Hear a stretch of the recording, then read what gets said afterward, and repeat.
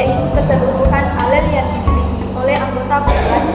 Variasi dalam gen pool ini tercermin melalui distribusi genotip dan preferensi alel. Variasi ini mempengaruhi adaptasi, risiko penyakit, dan hubungan antara populasi. Yang kedua adalah marker genetik. Untuk mempelajari variasi digunakan genetik marker yang dapat berupa yang pertama itu serologis, misalnya itu antigen golongan darah. Yang kedua biokimia, enzim atau protein tertentu, dan yang ketiga itu genomik, yaitu marker berbasis DNA setelah proyek genomen manusia. Nah, yang ketiga ini analisis populasi dan migrasi. Dengan bantuan model statistik, variasi genetik bisa dianalisis pada tingkat intrapopulasi dan antar populasi. Analisis ini mampu merekonstruksi sejarah populasi, mengungkapkan administratur percampuran antara populasi, migrasi, hingga proses seleksi alam. Sekian pemaparan dari saya. Baik, itulah tadi pemaparan dari pemateri pertama. Selanjutnya saya beralih ke pemateri kedua. Untuk pemateri kedua saya Baik, selanjutnya kami akan membahas tentang kedokteran dan pelayanan kesehatan. Yang pertama itu penyakit monogenik, yaitu penyakit monogenik muncul akibat mutasi pada satu gen. Mutasi dapat menyebabkan protein abnormal, jumlah protein berlebih atau berkurang, bahkan ekspresi pada waktu atau tempat yang tidak tepat. Contohnya itu di Indonesia, thalassemia dan defisien. Yang kedua itu penyakit kompleks. Sebagian besar penyakit degeneratif atau diabetes, hipertensi atau kanker adalah kompleks, artinya melibatkan banyak gen serta faktor lingkungan. Risiko penyakit berbeda antara populasi akibat variasi genetik.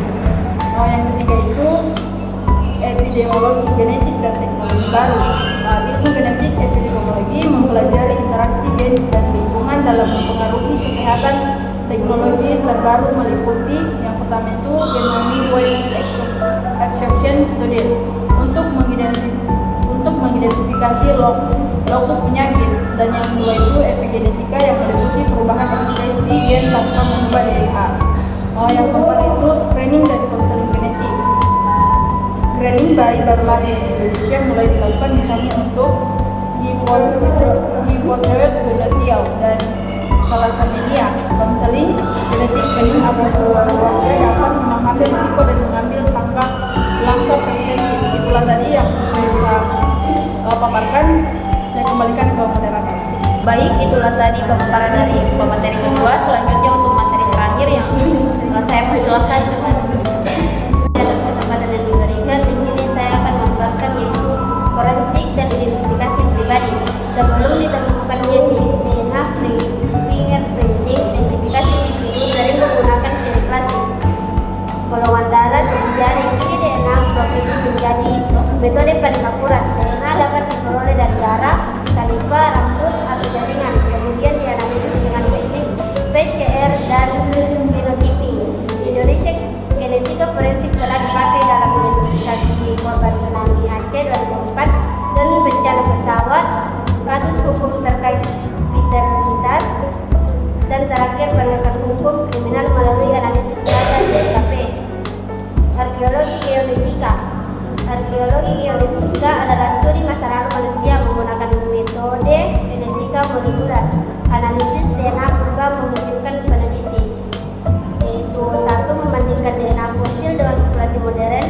Yang kedua, menggunakan molekular clock untuk memperkirakan waktu migrasi. Yang ketiga, mempelajari patogen purba, arti patogen yang ikut berpindah bersama manusia. Dan yang terakhir, menjelaskan perubahan populasi besar, misalnya ekspansi sebelum dikemukakannya teknologi microlink. Bagi Indonesia, arkeogenetika mengungkapkan keragaman genetik tinggi akibat letak geografis strategis di jalur migrasi manusia purba.